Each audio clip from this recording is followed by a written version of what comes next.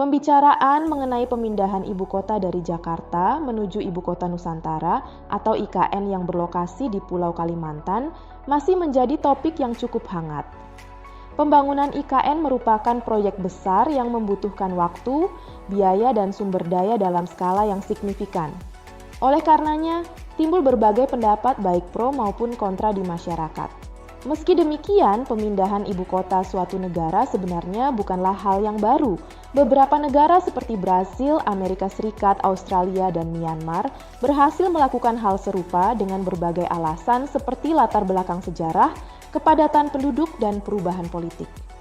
Lantas, bagaimana dengan proyek pemindahan ibu kota Indonesia ke IKN? Buku Kota Dalam Hutan, Dinamika dan Eksistensi Ibu Kota Nusantara, karya Dermawan Waruwu, I Gusti Bagus Rai Utama, Suryaningsih, Wayan Ruspendi Junaedi dapat memberikan Anda jawaban terkait dasar hukum, proses pemindahan, dan dinamika pembangunan IKN. Buku yang ditulis berdasarkan pada realitas sosial, budaya, hukum, kearifan lokal masyarakat, dan kondisi ekonomi, ini dapat dijadikan referensi dan sumber informasi bagi pembaca yang ingin menambah khazanah pengetahuan tentang ibu kota baru Indonesia.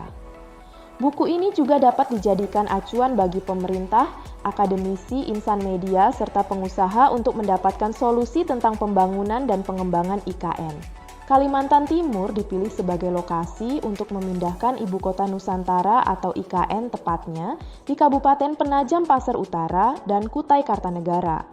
Daerah ini dipilih karena melihat potensi dan kelebihan berupa lahan kosong yang tersedia masih sangat luas sehingga dapat membangun tata ruang ibu kota Nusantara dengan ideal serta lokasi Kalimantan Timur yang berada di tengah-tengah negara Indonesia. Namun, daerah ini juga memiliki kekurangan, yaitu belum memadainya sarana dan prasarana, termasuk penyediaan air bersih, potensi kebakaran hutan dan longsor, serta tingginya biaya yang harus dikeluarkan karena belum tersedianya fasilitas yang dibutuhkan untuk sebuah ibu kota Nusantara.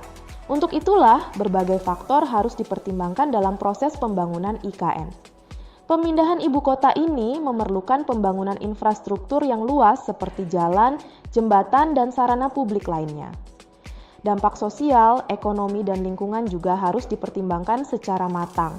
Dasar hukum yang kuat seperti aturan mengenai pembangunan IKN, pemanfaatan lahan, dan sumber pendanaan harus dibuat sebagai langkah awal untuk mewujudkan pembangunan IKN di Provinsi Kalimantan Timur. Pembangunan infrastruktur juga diharapkan mempertimbangkan perlindungan terhadap lingkungan dan kelestarian alam, serta memastikan masyarakat adat tetap memiliki haknya untuk memanfaatkan sumber daya alam. Selain peraturan dan dasar hukum sebagai solusi, penulis juga memaparkan tentang pembangunan ekonomi inklusif untuk memastikan bahwa pembangunan IKN memberikan kontribusi ekonomi secara positif dan merata, termasuk bagi masyarakat yang kurang mampu. IKN harus dikelola sebagai kota berkelanjutan dan penggerak ekonomi Indonesia di masa depan, serta menjadi sumber pertumbuhan ekonomi di wilayah IKN sendiri melalui peningkatan aktivitas ekonomi dengan berkembangnya sektor-sektor baru. Anda bisa mendapatkan buku ini di www.deepublishedstore.com atau di seluruh marketplace kami yaitu Shopee, Tokopedia, Lazada, dan Bukalapak. Selalu support channel kami dengan cara like dan subscribe. Jika video ini bermanfaat untuk Anda, jangan lupa share ke orang sekitar Anda.